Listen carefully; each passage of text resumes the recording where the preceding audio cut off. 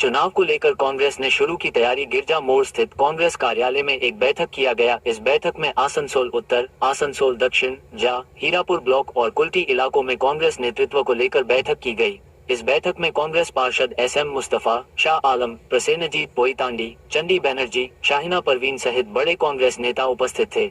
इस दौरान वर्ष 2026 के विधानसभा चुनाव और 2027 के आसनसोल नगर निगम चुनाव से पहले किस तरह से इस क्षेत्र में संगठन को और मजबूत किया जा सकता है, इस पर विचार विमर्श हुआ। बैठक के बारे में पत्रकारों को जानकारी देते हुए शाह आलम ने कहा कि वर्ष 2026 का विधानसभा चुनाव अब ज्यादा दिन दूर नहीं है, इसलिए 2026 विधानसभा चुनाव और 2027 के आसनसोल नगर निगम चुनाव को लेकर एक बैठक हुई।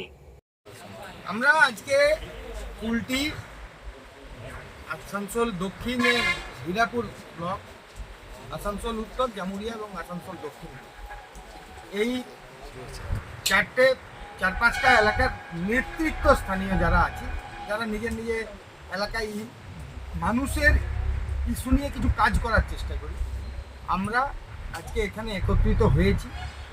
জানেন 26-এর বিধানসভা, তারপরে Asansol municipal corporation. Asansol municipal corporation দ্বিতীয় সবচেয়ে বড় কর্পোরেশন সারা পশ্চিমবঙ্গে। আমাদের গতবারে 3টে কাউন্সিলর ছিল, জিতেছিল। বর্তমানে একজন দল পরিবর্তন করে উন্নয়নে গা ভাসিয়েছে, একজন আমাদের মধ্যে থেকে ছেড়ে চলে গেছেন, মারা গেছেন, মুস্তফা ভাই আছেন।